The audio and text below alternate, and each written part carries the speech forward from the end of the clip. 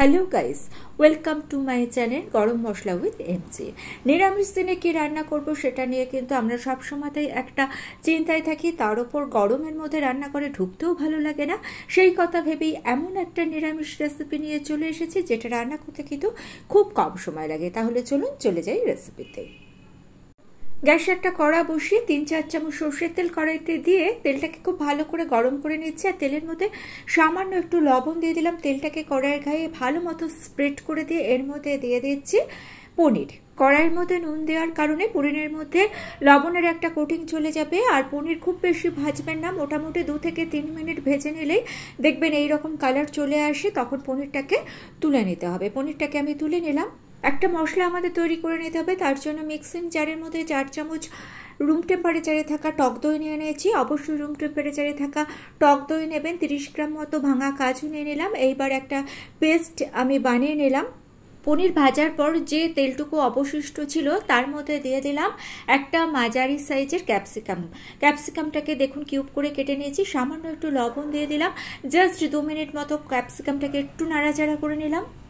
Capsicum খুব বেশি ভাজবেন না, তাহলে এর ক্রাঞ্চিনেস চলে যাবে। এক্সট্রা তেল দিচ্ছি না, ওই তেলের মধ্যে দিয়ে দিলাম গোটা গরম মশলা ফোড়ন, 3টে ছোট এলাচ, 1 ইঞ্চি দারচিনি আর সামান্য কয়েকটা লবঙ্গকে ক্রাশ করে দিয়ে দিয়েছি। গরম মশলা এইরকমভাবে ক্রাশ করে ফোড়নে দেবেন, তাহলে তরকারির মধ্যে সুন্দর একটা ফ্লেভার চলে আসবে। 1 ইঞ্চি আদাকে গ্রেট করে দিয়ে দিয়েছি। আপনারা ইচ্ছে হলে আদা বাটাও দিতে পারেন। সামান্য একটু জল অ্যাড করে আদাটাকে একটু কষে নিতে হবে, এর ফলে আদার কাঁচা গন্ধ চলে যাবে। যখন আদা এবং গুঁড়ো মশলা সবকিছুই রান্নায় দেবেন তখন আদাটাকে কিন্তু আগে 1.5 থেকে 2 মিনিট মতো ভেজে নেবেন, এতে রান্নার টেস্ট ভালো হয়। আবারও একটু গরম জল দিয়ে এর মধ্যে দিয়ে দিয়েছি 1/2 চামচ জিরের গুঁড়ো, কিছুটা কাঁচা লঙ্কা দিয়ে দিলাম, লঙ্কাগুলোকে কুচি করে দিয়েছি। দিয়ে দিলাম 1/2 চামচ মতো গরম মশলার গুঁড়ো। আবারও মশলাটাকে খুব ভালো করে কষে নিয়েছি। এই রান্নাটা করতে কিন্তু খুব কম সময় লাগে, 10 থেকে 12 মিনিটের মধ্যে এই রান্নাটা হয়ে যায়। শুধু মশলাটাকে একটু ভালো মতো কষিয়ে নেবেন, তাহলেই রান্নার টেস্ট ভালো আসবে। ভালো মতো 2-3 মিনিট মতো কষিয়ে নিয়ে এইবার মিক্সিতে যে পেস্টটা আমি বানিয়ে রেখেছিলাম, অর্থাৎ দই আর কাজু বাদাম দিয়ে, সেই পেস্টটা দিয়ে দিলাম। ভালো করে এইবার কষতে হবে। গ্যাসের ফ্লেমটা একটু লো করে দেবেন, তা না হলে কিন্তু কাজু বাদাম তলায় লেগে আসতে পারে। স্বাদ অনুযায়ী লবণ দিয়ে দিলাম। মিডিয়াম ফ্লেমে সমস্ত মশলাকে খুব ভালো মতো কষে নিচ্ছি। মোটামুটি 3 থেকে 4 মিনিট মতো মশলাটাকে আমি কষে নিচ্ছি। যদি দেখেন তলায় লেগে আসছে, একটুখানি জল দেবেন আর কষে নেবেন। আর যদি আপনারা কাজু বাদাম না দিতে চান সেক্ষেত্রে কিন্তু চিনে বাদাম দিতে পারেন, তবে দুটোর টেস্ট আলাদা, তাই টেস্টের একটু ডিফারেন্স কিন্তু এখানে হবে।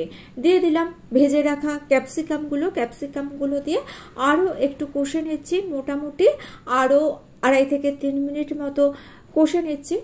এইবার আমি এর মধ্যে দিয়ে দিচ্ছি ভেজে রাখা পনিরগুলো দিয়ে 2 থেকে 2.5 মিনিট মতো মশলার সঙ্গে কষবো। এর ফলে পনিরের ভেতর লবণ বা মশলা সমস্ত কিছু কিন্তু ভালো মতো ঢুকে যাবে। মিডিয়াম ফ্লেমে 2.5 থেকে 3 মিনিট মতো কষে নিয়েছি। দেখুন মশলা বেশ শুকিয়ে এসছে। এইবার এর মধ্যে অ্যাড করে দিচ্ছি গরম জল। অবশ্যই গরম জল দেবেন, গরম জল দিলে রান্নার টেস্ট যেমন ভালো হবে, রান্নাটা খুব তাড়াতাড়ি হয়ে যায়।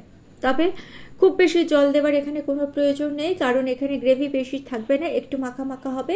এছাড়া কাজু বাদাম দেওয়ার ফলে কিন্তু গ্রেভিটা বেশ ঘনই হবে, কোনো অসুবিধা হবে না। জল দিয়ে 2-3 মিনিট আবারও ফুটিয়ে নিলাম। দিয়ে দিচ্ছি 1 চামচ মতো চিনি। চিনিটা অপছন্দ হলে দেবেন না, কিন্তু পনিরের যে কোনো প্রিপারেশনে চিনি না দিলে কিন্তু টেস্টের ব্যালেন্সটা একেবারেই আসে না। আরও একটু চিনি দিয়ে দিলাম, কারণ আমার কাছে চিনিটা খুবই কম মনে হচ্ছিল। আপনারা অবশ্যই চিনিটা নিজেদের পছন্দ অনুযায়ী দেবেন। চিনিটা দিয়ে আরও 1 থেকে 1.5 মিনিট মতো ফুটিয়ে নিয়ে আমি গ্যাসের ফ্লেম অফ করে দিয়ে দিলাম 1/2 চামচ মতো গরম মশলার গুঁড়ো। কড়াইটাকে ঢেকে 5 মিনিট রেখে দিচ্ছি স্ট্যান্ডিং টাইমে। ফিরে এলাম 5 মিনিট পর। আমাদের পনির কিন্তু পরিবেশনের জন্য একেবারে রেডি।